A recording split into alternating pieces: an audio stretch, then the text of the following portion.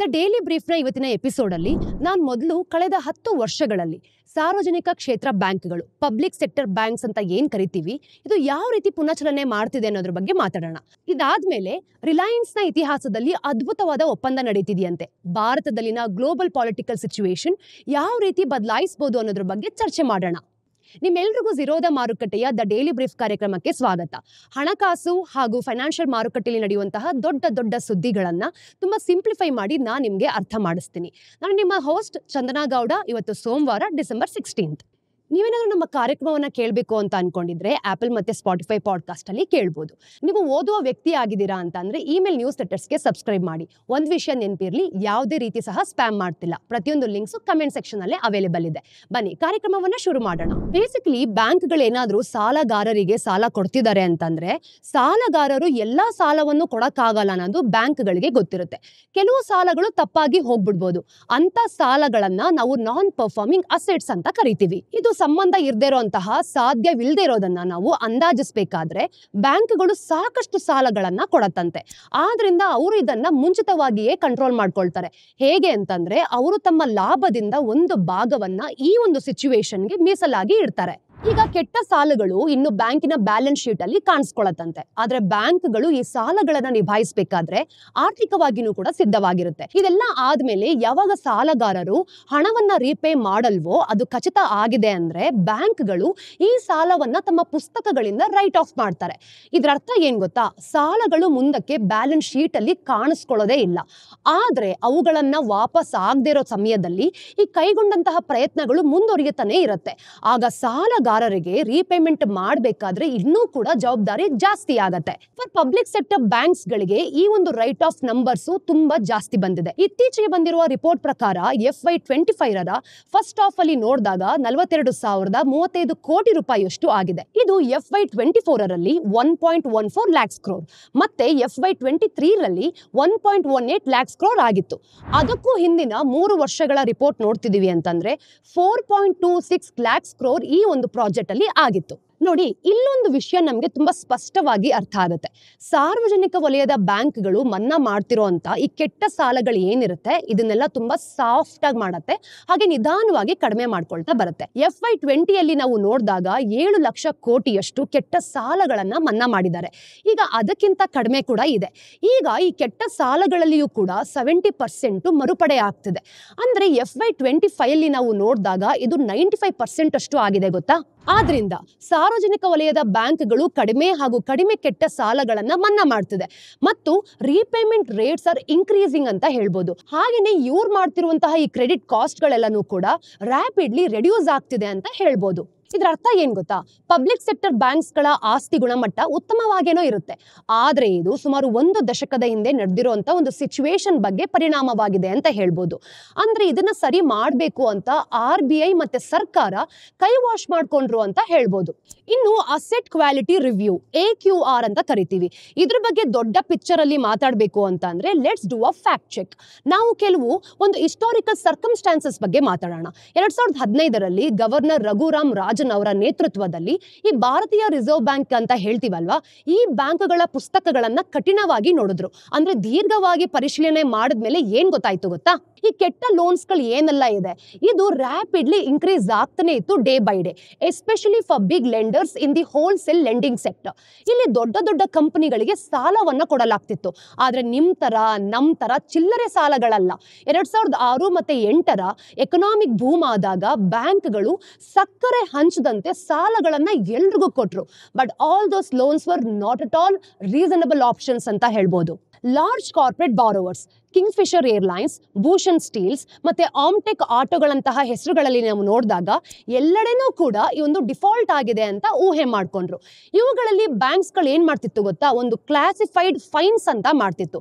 Reality ಆಗಿ ನಾವು ನೋಡೋದಾದ್ರೆ they were completely Fed up. AQR ನ ಬೆಲೆಗಳು ಕೂಡ ಬೆಳಕಿಗೆ ಬಂತು. ನೀವೇ ಕಲ್ಪನೆ ಮಾಡ್ಕೊಳ್ಳಿ, ಭಾರತೀಯ ಬ್ಯಾಂಕಿಂಗ್ ನ ವ್ಯವಸ್ಥೆಯಲ್ಲಿರೋ ಈ ಕೆಟ್ಟ ಸಾಲಗಳು FY16 80% ಇದ್ದಕ್ಕಿದ್ದ ಹಾಗೆ ಹೆಚ್ಚಾಗೋಯ್ತು. ಅಂದ್ರೆ RBI ಡೇಟಾ ಪ್ರಕಾರ ಮುಖ್ಯವಾಗಿ AQR ಖಾತೆಯಲ್ಲಿ ಈ ಒಂದು ಮೆಸ್ನ ಫಿಕ್ಸ್ ಮಾಡಬೇಕು ಅಂತಾನೆ ಸರ್ಕಾರ 4RS ಅನ್ನೋ ಒಂದು ತಂತ್ರವನ್ನ ಹೊರಗಡೆ ತಗೊಂಡು ಬಂದ್ರು. Number 1, identification.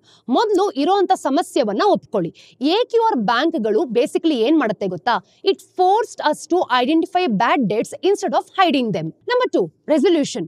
ಮುಂದೆ ಕೆಟ್ಟ ಸಾಲಗಳು ಬರುತ್ತೆ ಅಂತ ಅನ್ಕೊಳ್ಳೋಣ, ಅದನ್ನ ಪರಿಹರಿಸಬೇಕು. ಆದ್ರೆ insolvency and bankruptcy code, IBC ಅಂತ ಏನ್ ಹೇಳ್ತೀವಿ, it literally came to play. Most importantly, it ensures time bound resolution of stressed assets. Number 3, recapitalisation. PSPಗಳಿಗೆ ಬದುಕೋದಕ್ಕೆ ಹಣದ ಅವಶ್ಯಕತೆ ಖಂಡಿತವಾಗ್ಲೂ ಇದೆ. The government has allocated 3.1 lakh crore to recapitalise PSBs from 2016 to 17 to 2020 to 21. Number 4, improvement. Finally, improve the system to prevent a repeat of this mess. ಅಂದ್ರೆ ಸರ್ಕಾರ ಕೆಲವು ಸಮಸ್ಯೆಗಳಿಗೆ ಹಣವನ್ನ ಬಿಟ್ಕೊಡೋದಿಲ್ಲ, ಅರ್ಥಪೂರ್ಣ ಸುಧಾರಣೆಗಳನ್ನ ಮಾಡಬೇಕು ಅಂತ ಹಿಡಿತದಲ್ಲಿ ಇಟ್ಕೊಳ್ಳುತ್ತೆ. ಕಾಲಾನುಕ್ರಮದಲ್ಲಿ ನಾವು ನೋಡಬೇಕು ಅಂದ್ರೆ ಈ ಎಲ್ಲಾ ಮಹತ್ವಪೂರ್ಣ ಬದಲಾವಣೆಗಳು ಸಂಕ್ಷಿಪ್ತವಾದ ವಿವರವನ್ನ ಇಲ್ಲಿ ಕೊಡುತ್ತೆ.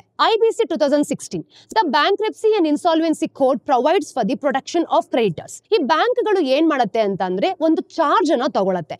ಹಾಗೇನೆ by introducing time based guideline ಮತ್ತೆ ಬ್ಯಾಡ್ ಡೆಪ್ಸ್ ಗಳು ಏನೆಲ್ಲ ಇರುತ್ತೆ ಅದನ್ನ ಕ್ವಿಕ್ ಆಗಿ ರಿಸಾಲ್ವ್ ಮಾಡಬೇಕು ಅಂತ. IBC ಮೂಲಕ ನೋಡೋದಾದ್ರೆ ದಿ ಆವರೇಜ್ ರಿಟರ್ನ್ ರೇಟ್ ಇದೊಂದು 40% ಇದೆ.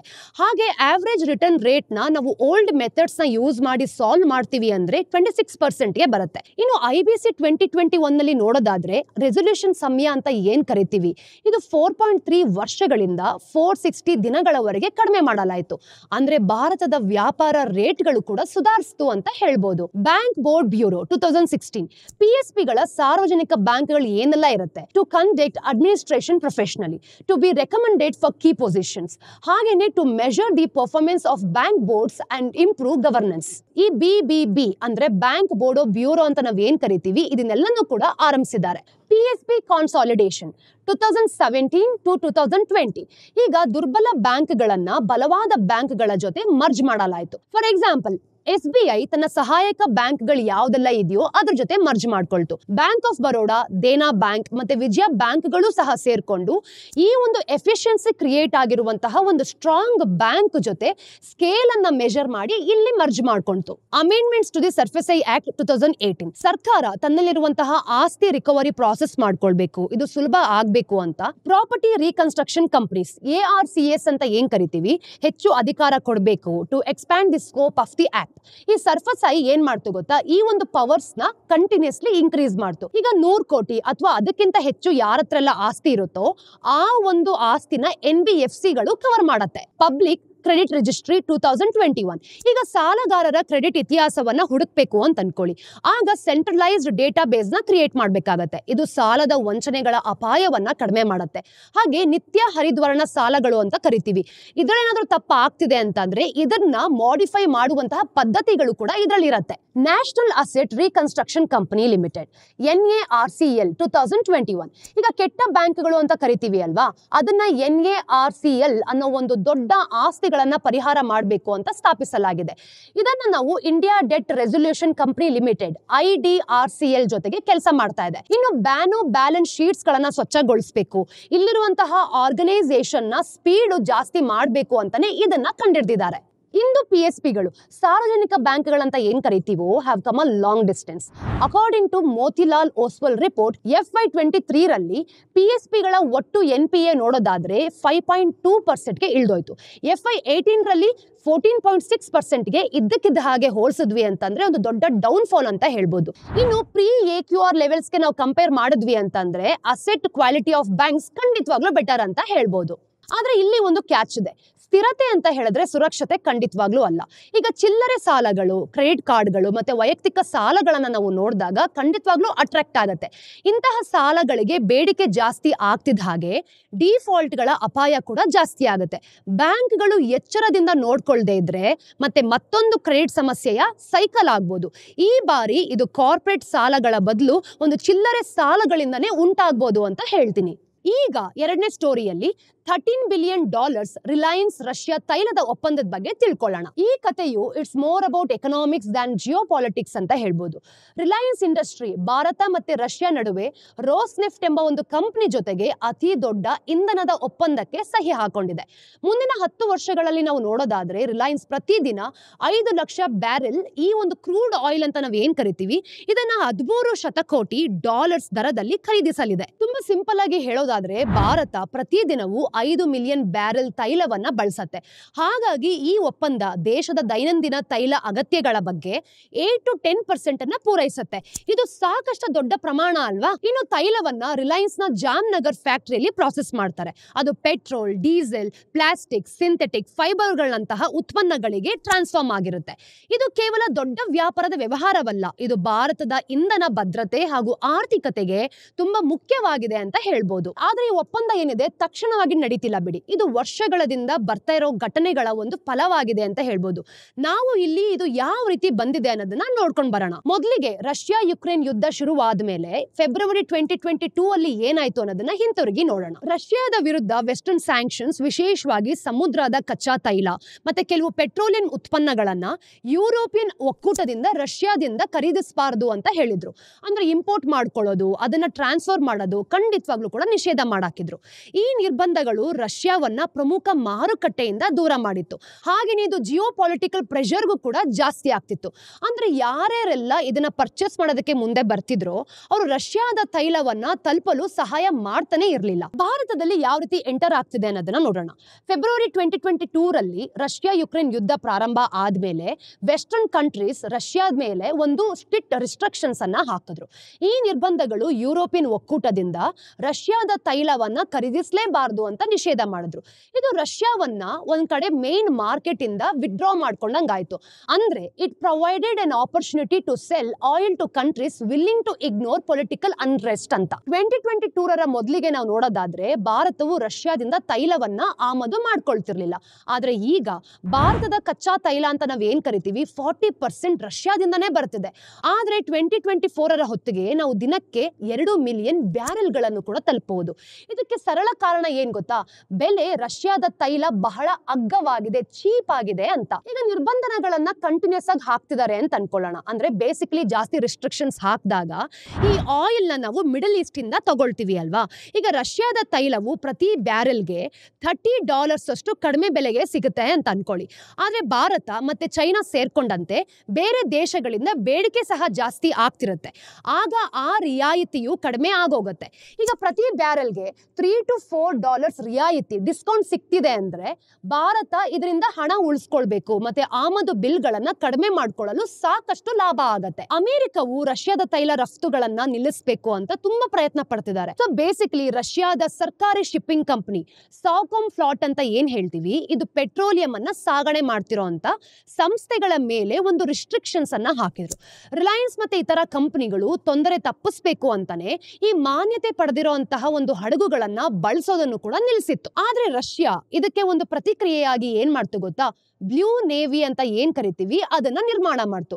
ಹಳೆಯ ಹಡಗುಗಳನ್ನ ಪರ್ಚೇಸ್ ಮಾಡ್ಕೊಂಡು ಈ ಕಾಂಟ್ರಾಕ್ಟ್ ಅಲ್ಲಿ ಎಂಟರ್ ಆಗ್ಬೇಕು ಅಂದ್ರೆ ಈ ವೆಸ್ಟರ್ನ್ ಕಂಟ್ರೋಲ್ ಇಂದ ಯಾವ ರೀತಿ ಹೊರಗಡೆ ಹೋಗಿ ಕೆಲಸ ಮಾಡ್ಬೇಕು ಅಂತ ಅರ್ಥ. ಈ ಹಡಗುಗಳು ರಷ್ಯಾದ ತೈಲವನ್ನ ರಫ್ತು ಮಾಡೋದಕ್ಕೆ ಸಹಾಯ ಮಾಡುತ್ತೆ. ಆದ್ರೆ ಯಾವುದೇ ನಿಯಮಗಳನ್ನು ಕೂಡ ಮುರಿಯದೆ ರಿಲಯನ್ಸ್ಗೆ ತೈಲವನ್ನ ಆಮದು ಮಾಡಿಕೊಳ್ಳಲು ಅವಕಾಶನೂ ಕೂಡ ಮಾಡಿಕೊಡ್ತು. ಈಗ ಭಾರತ ತನ್ನ ಭಾಗವಾಗಿ ಡಿಸ್ಕೌಂಟ್ ಅನ್ನ ತಗೊಂಡು ತೈಲವನ್ನ ಖರೀದಿಸಬೇಕು ಅಂತ ತೀರ್ಮಾನ ಮಾಡಿದೆ. ಆದ್ರೆ ರಿಲಯನ್ಸ್ ನ ಈ ಒಂದು ದಾರಿಗೆ ಮುನ್ನಡೆ ಏನು ಅಂತ ಗೊತ್ತಾಗತ್ತೆ. ಈ ವರ್ಷದ ಆರಂಭದಲ್ಲಿ ನಾವು ನೋಡೋದಾದ್ರೆ ರಿಲಯನ್ಸ್ ಒಂದು ರೋಸ್ ನೆಫ್ಟ್ಗೆ ತಿಂಗಳಿಗೆ 3 ಮಿಲಿಯನ್ ಬ್ಯಾರೆಲ್ಗಳೊಂದಿಗೆ ಸಣ್ಣ ಒಪ್ಪಂದವನ್ನ ಮಾಡ್ಕೊಂಡಿದೆ. ಈಗ ಈ ಒಪ್ಪಂದ ದಿನಕ್ಕೆ 5 ಲಕ್ಷ ಬ್ಯಾರೆಲ್ಗಳಿಗೂ ಕೂಡ ತಲುಪ್ತಿದೆ. ಈ ದೊಡ್ಡ ಒಪ್ಪಂದವನ್ನು ನಾವು ನೋಡಿದಾಗ ಆಫ್ಟರ್ ದಿ BRICS ಸಮ್ಮಿಟ್ ಅಂತ ಏನ್ ಹೇಳ್ತೀವಿ ಇದಾದ್ಮೇಲೆ ನಡೆದಿರೋದು. ಇದು ಭಾರತದ ಹಾಗೂ ರಷ್ಯಾ ನಡುವಿನ ಒಂದು ಸಂಬಂಧವನ್ನ ತುಂಬಾ ಎಫೆಕ್ಟಿವ್ ಆಗಿ ತೋರಿಸ್ತಾ ಇದೆ. ಆದ್ರೆ ಒಂದು ವಿಷಯನ ನಾವು ಮರಿಲೇಬಾರದು. ತೈಲ ಕೇವಲ ವ್ಯವಹಾರದ ವಿಷಯ ಅಲ್ಲ, ಇದು ಗ್ಲೋಬಲ್ ಜಿಯೋ ಪಾಲಿಟಿಕಲ್ ಅಂತ ನಾವ್ ಏನ್ ಹೇಳ್ತೀವಿ ಇದ್ರ ಬಗ್ಗೆ ನೇರವಾಗಿ ಸಂಬಂಧವನ್ನ ಕಲ್ಪಿಸ್ಕೊಡ್ತಿದೆ. ಈಗ ರಷ್ಯಾದೊಂದಿಗೆ ಇರುವಂತಹ ಸಂಬಂಧವನ್ನ ನಾವು ತುಂಬಾ ಸ್ಟ್ರಾಂಗ್ ಮಾಡ್ಕೊಳ್ಬೇಕು ಅಂದ್ರೆ ಭಾರತವು ತನ್ನ ಒಂದು ಅಗತ್ಯಗಳನ್ನ ಪೂರೈಸ್ಕೊಳ್ಳೋದಕ್ಕೆ ಸಿದ್ಧವಾಗಿದೆ. ಈಗ ಪಶ್ಚಿಮದಿಂದ ವೆಸ್ಟರ್ನ್ ಕಂಟ್ರಿಯಿಂದ ಬರುವಂತಹ ಒಂದು ಪ್ರೆಷರ್ ಅನ್ನ ಎದುರಿಸೋದಕ್ಕೂ ಸಹ ರೆಡಿ ಇದೆ. ಈ ರೀತಿಯ ಒಪ್ಪಂದಗಳು ರಾಜಕೀಯ ಪರಿಣಾಮಗಳನ್ನು ಸಹ ಉಂಟು ಮಾಡಬಹುದು. ಅಂದ್ರೆ ನಮ್ಮ ದೇಶ ಎಲ್ಲದಕ್ಕೂ ಕೂಡ ಸ್ಟ್ರಾಂಗ್ ಆಗಿ ರೆಡಿ ಇರಬೇಕು. ಕೊನೆಯಲ್ಲಿ ಈ ಒಪ್ಪಂದನ ನೋಡಿದ್ರೆ it shows how complex global oil politics is. ರಷ್ಯಾದ ಮೇಲೆ ಇರುವಂತಹ ಈ ಸ್ಯಾಂಕ್ಷನ್ಸ್ ಗಳನ್ನ ಭಾರತದಲ್ಲಿ ಬೆಳೆಯುತ್ತಿರುವ ತೈಲ ಆಮದುಗಳವರೆಗೆ ನಿಜವಾಗ್ಲೂ ನೋಡಿದ್ರೆ every moment plays a big role ಅಂತ ಹೇಳ್ಬೋದು. ರಿಲಯನ್ಸ್ಗೆ ಇದೇನೋ ಸ್ಮಾರ್ಟ್ ವ್ಯವಹಾರ, ಆದ್ರೆ ಭಾರತಕ್ಕೆ ಇಂಧನ ಭದ್ರತೆ ಕಡೆ ಒಂದು ದೊಡ್ಡ ಹೆಜ್ಜೆ ಅಂತಾನೆ ಹೇಳ್ಬೋದು. ಆದ್ರೆ ಅಂಕಿ ಅಂಶಗಳನ್ನ ಮೀರ್ಕೊಂಡು ರಾಜಕೀಯ ಉದ್ದೇಶಗಳು ಸಹ ಜೊತೆಗಿರತ್ತೆ. ಇದನ್ನೆಲ್ಲ ನಾವು ನೋಡಿದಾಗ ನಮ್ಮ ಸರ್ಕಾರನೂ ಕೂಡ ತುಂಬಾ ಸ್ಟ್ರಾಂಗ್ ಆಗಿ ಇದ್ರ ಜೊತೆ ಫೈಟ್ ಮಾಡಬೇಕು ಅನ್ನೋದು ಕಾಣುತ್ತೆ. ಇವತ್ತಿನ tidbits. Number 1, SEBI new plan to allow retail investors to participate in algorithmic trading showed the rules. ಆಲ್ಗೊರಿದಮ್ಗಳಿಗೆ ಬ್ರೋಕರ್ ಇಂದ ಒಂದು ಅನುಮೋದನೆ ಆಗಿರ್ಬೋದು, ಆಲ್ಗೋ ಆರ್ಡರ್ಗಳಿಗೆ ಅನ್ಯ ಟ್ಯಾಗ್ಗಳು ಏನೆಲ್ಲ ಇರುತ್ತೆ ಅದು ಬೇಕಾಗತ್ತೆ. ಆಲ್ಗೋ ಟ್ರೇಡಿಂಗ್ ಅನ್ನ ಎಕ್ಸಿಕ್ಯೂಷನ್ ವೈಟ್ ಬಾಕ್ಸ್ ಅಂತ ಹೇಳ್ತೀವಿ ಮತ್ತು ಪೋಸ್ಟೆಡ್ ಇನ್ ಬ್ಲಾಕ್ ಬಾಕ್ಸ್ ಟೈಪ್ಸ್. ಈ ಬ್ರೋಕರ್ಗಳನ್ನ ನೋಡಿದಾಗ ಇಲ್ಲಿರುವಂತಹ ಆಲ್ಗೋ ಆರ್ಡರ್ಗಳನ್ನ ಗುರುತಿಸಿಕೊಂಡು ಒಂದು ಅಪ್ರೂವ್ಡ್ ಆಗಿರೋ ಸಪ್ಲೈಯರ್ ಜೊತೆ ಕೆಲಸ ಮಾಡ್ತಾರೆ. ಹಾಗೇನೆ January 3rd, 2025 ವರೆಗೂ ಕೂಡ ಟೈಮ್ ಇದೆ. ಪಬ್ಲಿಕ್ ಕಾಮೆಂಟ್ಸ್ ನ ಇದ್ರ ಮೇಲೆ ತಗೊಳ್ಬಹುದು. Number 2, weak demand and increasing competition. Reliance retail ಅಲ್ಲಿ 2024 ಅಲ್ಲಿ ನೋಡಿದಾಗ ಸವಾಲುಗಳನ್ನ ಅತಿ ಹೆಚ್ಚಾಗಿ ಎದುರಿಸುತ್ತಿದೆ.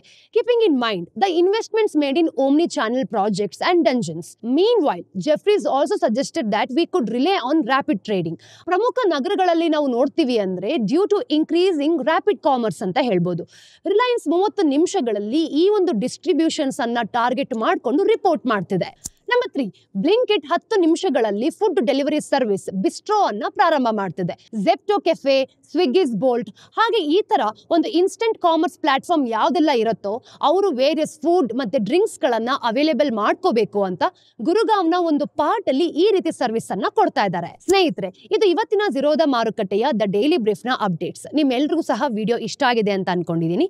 ಇಷ್ಟ ಆದಲ್ಲಿ ಲೈಕ್ ಮಾಡಿ, ಶೇರ್ ಮಾಡಿ, ಸಬ್ಸ್ಕ್ರೈಬ್ ಮಾಡಿ. ಮತ್ತಷ್ಟು ಅಪ್ಡೇಟ್ಸ್ ಒಂದಿಗೆ ನಾನು ನಿಮ್ಗೆ ನೆಕ್ಸ್ಟ್ ವಿಡಿಯೋಲಿ ಸಿಗ್ತೀನಿ. ನಾನು ನಿಮ್ಮ ಚಂದನ, ಸೈನಿಂಗ್ ಆಫ್. Take care.